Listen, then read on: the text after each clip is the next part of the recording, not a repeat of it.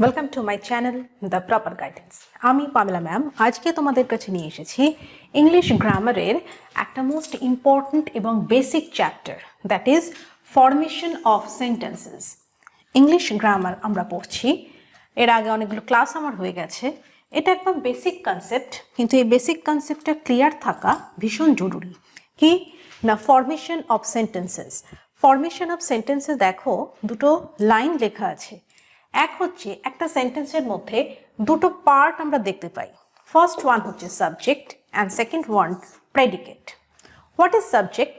The part which names the person or thing we are speaking about is called the subject of the sentence. যে অংশে একটা সেন্টেন্সের যে অংশে কোনো নাম বোঝায় বা ব্যক্তি হতে পারে বা কোনো জিনিস এর নাম বোঝানো হয়, যেটা সম্পর্কে আমরা কথা বলি, কারোর সম্পর্কে যখন কিছু বলা হয়ে গিয়ে থাকে, সেটা হচ্ছে সাবজেক্ট। আর প্রেডিকেট কি? The part which tells something about the subject। আর সাবজেক্ট সম্পর্কে যেটা বলা হয় সেটাকে বলা হয় কি? সেটাকে বলা হয় প্রেডিকেট অফ দ্য সেন্টেন্স। বাংলায় বললে সাবজেক্ট মানে হচ্ছে উদ্দেশ্য আর প্রেডিকেট মানে হচ্ছে বিধেয়। এক্সাম্পল দেখো, আ বয় লিভড ইন আ ভিলেজ। তাহলে এই সেন্টেন্সটার মানে হচ্ছে একটি বালক গ্রামে বাস করত। লিভড পাস্ট টেন্সে আছে। তো আ বয় কার সম্পর্কে আমরা কথাটা বলছি? একটি ছেলে। তাহলে এই যে একটি ছেলে যার সম্পর্কে বলা হচ্ছে, সে হয়ে গেল সাবজেক্ট। আর কি করছে এর সম্পর্কে আমরা কি বলছি? সাবজেক্টের বিষয়ে আমরা বলছি যে লিভড ইন আ ভিলেজ, গ্রামে বাস করত। লিভড ইন আ ভিলেজ, তাহলে এই পার্টটা হলো প্রেডিকেট। তো ইচ অ্যান্ড এভরি সেন্টেন্সে আমরা ইন জেনারেল দুটো পার্ট আমরা দেখতে পাই। নর্মাল সেন্টেন্সের ক্ষেত্রেই আমি বলছি, সেটা হলো একটা সাবজেক্ট আর একটা হচ্ছে প্রেডিকেট। ওকে, নেক্সট আমি আসবো, what are the different types of sentences you have in English grammar. ক ধরনের সেন্টেন্সের ব্যবহার আমরা করে থাকি জেনারেলি, তার সম্পর্কে একটা এলাবোরেট ডিসকাশনে আমি আসছি। কারণ দেখো, এটা ভীষণ জানাটা জরুরি হয়ে যায় যে কত ধরনের সেন্টেন্স আছে, তাদের ডেফিনেশন কি, তাদের এক্সাম্পল দিয়ে তার গঠন করা, how to make that sentences, এগুলো জানা খুব দরকার হয়ে পড়ে গ্রামার পড়তে গেলে। তো এটা তোমরা একটু লিখে নাও। আমি নেক্সট চলে যাব, what are the different kinds of sentence. দেখো এখানে 5 কাইন্ডস অফ সেন্টেন্সেস। সেন্টেন্স মূলত 5 প্রকারের হয়ে থাকে। তো 5 কাইন্ডস অফ সেন্টেন্সের আমি একটা চার্ট এখানে দিয়ে দিয়েছি, যেখানে প্রথমে হচ্ছে সেন্টেন্সের নাম দেওয়া আছে, কি ধরনের সেন্টেন্স, তার প্রকারভেদের উপর এক একটা প্রকারের নাম, তার এক্সাম্পল আর তার ফাংশন। খুব ভালোভাবে দেখো। Number 1, assertive sentence. Assertive sentence মানে কি? অ্যাসার্টিভ সেন্টেন্স মানে হচ্ছে স্টেটমেন্ট বা বিবৃতিমূলক বাক্য। স্টেটমেন্ট বা বিবৃতিমূলক বাক্য মানে কোনো কিছু এখানে জাস্ট বলা হবে। যেমন এক্সাম্পলটা দেখলেই বুঝতে পারছো, Ram is a good boy. Ram একটি ভালো ছেলে। এখানে জাস্ট একটা বিবৃতি দেওয়া হয়েছে যে কি না, রাম একটি ভালো ছেলে। এই ধরনের কোনো সেন্টেন্স যখন থাকবে, সেটাকে আমরা বলে থাকি অ্যাসার্টিভ সেন্টেন্স। বেশিরভাগ ক্ষেত্রে কোনো প্যারাগ্রাফ বা যে কোনো জায়গায় আমরা যখন কোনো প্যাসেজ পড়ি, বেশিরভাগ ক্ষেত্রে যে সেন্টেন্স আমরা পাই সেটা হচ্ছে assertive sentence. Okay, next number 2, interrogative sentence. Interrogative sentence মানে কি? ইন্টারোগেটিভ সেন্টেন্স মানে হচ্ছে কোয়েশ্চেন। যখন কোনো প্রশ্ন বোঝায়, কোনো প্রশ্ন বোঝায়, সেই সময় সেই প্রশ্নবোধক বাক্যকে আমরা বলে থাকি ইংলিশে ইন্টারোগেটিভ সেন্টেন্স। দেখো এক্সাম্পল কি বলছে, ডাজ হি প্লে ফুটবল? সে কি ফুটবল খেলে? কোনো কিছু জিজ্ঞাসা করা হচ্ছে যার লাস্টে একটা কোয়েশ্চেন মার্ক থাকে। এইরকম কোনো সেন্টেন্স যদি হয়, তখন আমরা তাকে কি বলি? আমরা বলি ইন্টারোগেটিভ সেন্টেন্স। এর আগে টেন্সের ক্লাস পড়াতে গিয়ে আমি দেখিয়েছিলাম যে কিভাবে একটা সেন্টেন্স থেকে ইন্টারোগেশন মানে প্রশ্নবোধক বাক্য তৈরি করা হয়। সেখানে ডু ভার্বটা আগে এসে আমরা ফরমেশন শিখিয়েছিলাম। তো যার জন্য দেখো আমি আজকে এই চার্ট পড়াচ্ছি, তোমাদের বুঝতে আরো সুবিধা হবে যে কিভাবে এখানে এটাকে কোয়েশ্চেন আমি কেন বলছি, কারণ ডু ভার্ব সামনে চলে এসেছে, সাবজেক্টটা পেছনে চলে গেছে। তো এইভাবে আমাদের কোয়েশ্চেন ফরমেশন হয়। এরপরে আমি আরো এলাবোরেট ডিসকাশনে আসবো, কিন্তু এই চার্টটা আগে তোমরা ভালোভাবে দেখে নাও। Number 3, imperative. ইম্পারেটিভ সেন্টেন্স মানে কি? ইম্পারেটিভ সেন্টেন্স মানে হচ্ছে কমান্ড বা আদেশমূলক বাক্য।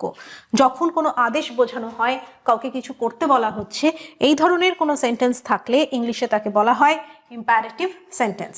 যেমন go home at once, go home at once, এই এক্ষুনি তুমি বাড়ি যাও, এটা যখন বোঝানো হচ্ছে কাকে বলছে, এখানে কিন্তু বলছে ইউ, ইউ গো হোম, এটা হচ্ছে মেইন সেন্টেন্স। কিন্তু ইম্পারেটিভ সেন্টেন্সে দেখো কোনো সাবজেক্ট নেই, একটু আগে যে আমি বলছিলাম সাবজেক্ট প্রেডিকেট পড়ালাম, এখানে সাবজেক্ট হচ্ছে রাম, এটা সাবজেক্ট, এখানে ডাজ হি, এইটা হচ্ছে সাবজেক্ট, কার কথা বলা হচ্ছে। এখানে দেখো কিরকম কিছু দেখতে পাচ্ছ, কোনো নাম নেই, কিছু নেই, কিন্তু এখানে কি আছে, এখানে সাবজেক্ট আছে, ইউ আছে, ইউ, ইউ গো, ইউ আছে, কিন্তু সেটা ইগনোর করতে হবে, এটা উহ্য, ইউটা কিন্তু এখানে উহ্য আছে। ইম্পারেটিভ সেন্টেন্সে ইন জেনারেল আমরা যে ইউটা থাকে সেটাকে উহ্য রাখা হয়, জাস্ট এইভাবে সেন্টেন্সটা স্টার্ট হয়, go home or come here, এইভাবে আমরা বলে থাকি। কমান্ড যখন কাউকে দেওয়া হয় সেটা এটাকে মেইনলি আমরা উহ্য রাখি ইউটাকে। ওকে, তো গো হোম অ্যাট ওয়ান্স এটা হচ্ছে কমান্ড বা আদেশমূলক বাক্য। Next number 4, optative. Optative sentence কি? অপটেটিভ সেন্টেন্স হচ্ছে যখন কোনো বাক্যে কোনো ইচ্ছা বোঝানো হয় বা প্রার্থনা, wish or prayer. when we just represent some wish or prayer in any sentence, তখন সেই সেন্টেন্সকে আমরা বলি অপটেটিভ সেন্টেন্স। দেখো আমরা কি বলছি, মে হি লিভ লং, একটা ইচ্ছা প্রকাশ করছি কি, যে সে যেন আরো সে দীর্ঘজীবী হোক, এরকম একটা কোনো ইচ্ছা প্রকাশ যখন করলাম, সেটাও যেমন একটা অপটেটিভ সেন্টেন্সের উদাহরণ। একই রকম মে গড ব্লেস ইউ, ঈশ্বর তোমাকে আশীর্বাদ করুন, এই রকম যখন সেন্টেন্স বোঝাচ্ছে, এটা কি প্রেয়ার চলে আসছে, তো সেক্ষেত্রে আমরা এটাকে অপটেটিভ সেন্টেন্স বলে ট্রিট করব। Okay, next one and last one, exclamatory sentence. Exclamatory sentence কি? এক্সক্লেমেটরি সেন্টেন্স হচ্ছে আবেগমূলক বাক্য, ইমোশন। কোনো সেন্টেন্সে যখন আবেগ প্রকাশিত হয়, সেই সেন্টেন্সের টাইপটা এক্সক্লেমেটরি সেন্টেন্সের আন্ডারে চলে আসে, এবং এটা লেখার যে সিস্টেম সেটা হচ্ছে, দেখো, hurray we have won the match. এখানে দুটো জিনিস বলবো, ভালো করে শুনবে। হুররে, এই যে সিম্বল, এটা কি? এটা হচ্ছে বিস্ময়বোধক চিহ্ন। বাংলায় আমরা যেটাকে বিস্ময়বোধক চিহ্ন বলি, সেটা ইংলিশে হচ্ছে এক্সক্লেমেটরি সাইন। তো এক্সক্লেমেটরি সাইনের পরে একটা জিনিস লক্ষ্য করবে, উই এর যে ডাব্লিউ, এটা কিন্তু আমি কিছু লিখেছি, ক্যাপিটালে লিখেছি। তো এক্সক্লেমেটরি সেন্টেন্সের যখন আমরা লিখে থাকি হুররে বা আলাস হি ইজ নো মোর, এরকম যখন কোনো সেন্টেন্স হয়, তখন এই যে এই পার্টটা হচ্ছে এক্সক্লেমেটরি সেন্টেন্সের এক্সক্লেমেশন, বিস্ময়টাকে, এটা ইমোশনটাকে প্রকাশ করছে পার্টিকুলার এই পার্টটুকু, along with the exclamatory symbol। তারপরে যখন সেন্টেন্সটা লেখা হয় we have won the match, এটা হচ্ছে as it is assertive sentence, right? তো সেই অ্যাসার্টিভ সেন্টেন্সটা যখন শুরু হচ্ছে, সাবজেক্টের যে শুরুর জায়গা, স্টার্টিং পয়েন্ট, সেটা কিন্তু আমরা ক্যাপিটালে লিখবো, এটাকে যেন তখন থাকবেই না, এটাকে যেন দেখতে পাবো না, এই রকমভাবে স্টার্টিংটা হয়। এটা বলার উদ্দেশ্য আমার একটাই, এর আগের ক্লাসগুলোতে আমি যখন চার্ট তোমাদের দিয়েছিলাম বিভিন্ন টেন্স পড়াতে গিয়ে, যে অ্যাসার্টিভ থেকে ইন্টারোগেটিভ কিভাবে করতে হয়, সেই জায়গায় বলেছিলাম একমাত্র আই যেখানে বসবে সেখানে কি হয়, আই যদি সেন্টেন্সের মাঝখানে থাকে সেখানেও যেমন ক্যাপিটালে হয়, শেষে থাকলেও হবে, আগে থাকলেও হবে, আর কোথাও কিন্তু আমরা মাঝখানে ক্যাপিটাল লেটার লিখি না। এটা আরেকটা কেস পেলে যেখানে আমরা সেন্টেন্সের মাঝখানে ক্যাপিটাল লেটার ইউজ করব। আর ক্যাপিটাল লেটার কোথায় ইউজ হয়? কারণ নাম যেখানেই থাকুক, নামের যে ফার্স্ট লেটারটা থাকে সেটা ক্যাপসে হয়। আদারওয়াইজ এই রকম প্রোনাউন বা যে কোনো স্টার্টিং সাবজেক্টের যেটা থাকে সেখানে কিন্তু ক্যাপিটাল আমরা লিখি না। উই, ইউ, এগুলো কিন্তু কোথাও ক্যাপিটালে লেখা হয় না যদি তারা সেন্টেন্সের মাঝখানে হয়। একমাত্র এই ধরনের কোনো ঘটনা যদি ঘটে, অর্থাৎ এক্সক্লেমেটরি সেন্টেন্সের ভেতরে আফটার এক্সক্লেমেটরি সাইন আমরা যখন সেন্টেন্সের কোনো ওয়ার্ড লিখি, সেটা আমরা স্টার্টিং করি কি দিয়ে? Capital letter. তো এগুলো খুব ছোট্ট ছোট্ট জিনিস, এগুলো আমাদের মাথায় রাখতে হয়, না হলে যখন পরে তোমরা লিখতে যাবে, কোনো প্যারাগ্রাফ লিখতে গেলে বা পড়তে গেলে অসুবিধা হবে। তো এই চার্টটা একটু তোমরা লিখে নাও, এটা পরবর্তীকালে তোমাদের পড়তে বুঝতে সুবিধা হবে। আর একটা কথা, আমি কখনোই কোনো পার্টিকুলার বইয়ের নাম আমার ক্লাসে বলি না। তোমরা যে বইটা পড়ো বাড়িতে, ইংলিশ গ্রামারের যে কোনো স্ট্যান্ডার্ড বুক তোমরা নিয়ে নেবে, সেই বই থেকে যে চ্যাপ্টারটা আমি আজকে এখানে পড়ালাম এটা দেখে নিয়ে সেই চ্যাপ্টারটা তোমরা নিজেরা বই থেকে পড়ো। বইতে আরও অনেক এক্সাম্পল দেওয়া থাকে, সেটা পড়তে বুঝতে অনেক সুবিধা হবে, তোমাদের প্র্যাকটিসটা ভালোভাবে হবে। সেখানে দেখো অনেক এক্সারসাইজ থাকে, সেগুলো তোমরা নিজেরা বাড়িতে সলভ করো। যদি কোনো বুঝতে অসুবিধা হয় আমাকে কোয়ারি করতে পারো, আমি একটা ক্লাস নিয়ে তোমাদের বলে দেবো। ওকে, তো এটা লিখে নাও। এরপরে আরও ছোট ছোট দুটো কথায় আসছি। দেখো, এই যে 5 প্রকারের সেন্টেন্স আমরা দেখলাম, assertive, interrogative, imperative, optative and exclamatory sentences, এই 5টা প্রকার সেন্টেন্সেরই কিন্তু দুরকম হয়ে থাকে। একটা হচ্ছে অ্যাফার্মেটিভ, অ্যাফার্মেটিভ মানে কি হ্যাঁ বাচক, আর একটা হচ্ছে নেগেটিভ মানে না বাচক। এই অ্যাফার্মেটিভ আর নেগেটিভের যে প্যাটার্ন, এই প্যাটার্ন কিন্তু আমরা এর আগে দেখেছি। কোথায় দেখেছি? বিভিন্ন যে টেন্স, 12টা টেন্সের 12টা চার্ট আমি দিয়েছিলাম, সেই চার্টে কিন্তু তোমরা অলরেডি অ্যাফার্মেটিভ আর নেগেটিভ সম্পর্কে দেখেছো যে কিভাবে অ্যাফার্মেটিভ থেকে নেগেটিভকে আমরা কনভার্ট করে থাকি এক একটা টেন্সের ক্ষেত্রে, কিভাবে বানাই সেন্টেন্স মেকিং ফর্মুলা, সেটা আমার চার্টে দেওয়া ছিল। তো দেখো, আজকে এখানে যে এক্সাম্পল, অলরেডি যে আগের চার্টটা আমি দিলাম সেখানে প্রত্যেকটা ছিল কি হ্যাঁ বাচক সেন্টেন্সই আমরা পেয়েছি অ্যাফার্মেটিভ। তো অ্যাফার্মেটিভের আর আমি এক্সট্রা এক্সাম্পল এখানে দিলাম না।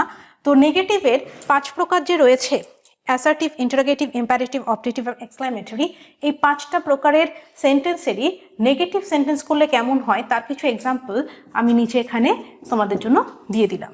নাম্বার 1 দেখো, এটা হচ্ছে অ্যাসার্টিভ সেন্টেন্স ইন নেগেটিভ, অর্থাৎ নাবাচক অ্যাসার্টিভ, নাবাচক বিবৃতিমূলক বাক্য কেমন দেখতে হয়। Bimal is not a good boy. দেখো কিসের ব্যবহার চলে এলো? নট, নট ফর নেগেশন, না, না বোঝাতে আমরা নট ব্যবহার করব।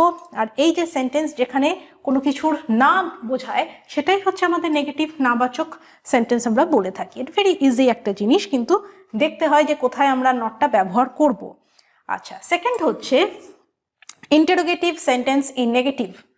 নেগেটিভ ইন্টারোগেটিভ সেন্টেন্স কেমন দেখতে হবে? Does he not play football?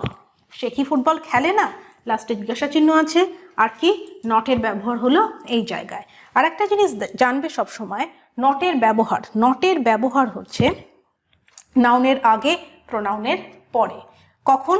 যখন আমরা কোয়েশ্চেন করি। আচ্ছা, আমি যে কথাগুলো বলছি সেটা তোমরা একটু ছোট করে লিখেও নিতে পারো। এটা নোট হিসেবে আমি এখানে দিয়ে দিলাম। নট, ইউজ অফ নট কোথায় হবে? নাউনের আগে, প্রোনাউনের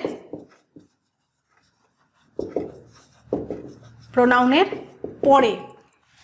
কোন ক্ষেত্রে? ইন্টারোগেটিভ ক্ষেত্রে। এখানে নয় কিন্তু যে not Bimal is a good বয়, এরকম নয়। এখানে হচ্ছে কি does he not play football, মানে কি ডাজ হি, হিটা তো প্রোনাউন, নাউন প্রোনাউন তোমরা জানো, নামের পরিবর্তে হি। তো আমি ধরে নিলাম বিমলের কথাই এখানে বলা হচ্ছে, তাহলে Bimal is not a good boy গেল। Does he not play football, সে কি ফুটবল খেলে না? এখানে হি এর পরে নটটা বসলো। এখানে যদি আমি নাম দিয়ে লিখতাম, তখন যদি বলতে হতো যে বিমল কি ফুটবল খেলে না, ডাইরেক্ট এই সেন্টেন্স লিখতে গেলে আমরা কি লিখতাম? Does not Bimal play football. বোঝা গেল? তখন নটটা কিন্তু বিমলের আগে চলে আসতো। তো এটা একটা ভীষণ ছোট্ট জিনিস, কিন্তু খুব ইম্পর্ট্যান্ট একটা পার্ট। এই ছোট ছোট জিনিসগুলো মাথায় রাখবে, না হলে কিন্তু আমাদের গ্রামাটিক্যালি সেন্টেন্সটা ইনকারেক্ট হয়ে যায়। তো নটের ব্যবহার কি হলো? নাউনের আগে, প্রোনাউনের পরে। তো আমার এখানে এক্সাম্পল ওয়াইজ যেটা রয়েছে, সেখানে এখানে প্রোনাউন দিয়ে সেন্টেন্সটা আমি এখানে এক্সাম্পলে দেখিয়েছি। সেক্ষেত্রে কি হচ্ছে? প্রোনাউনের পরে আমরা বসালাম নট। তো does he not play football, clear? ঠিক একই সেন্টেন্স যদি কোনো নাম থাকতো তাহলে আমরা কি বলতাম? Does not Bimal play football, clear? Okay, চলো এটা লিখে রেখো। আর নাম্বার 3 চলে এসো, imperative sentence, negative imperative sentence.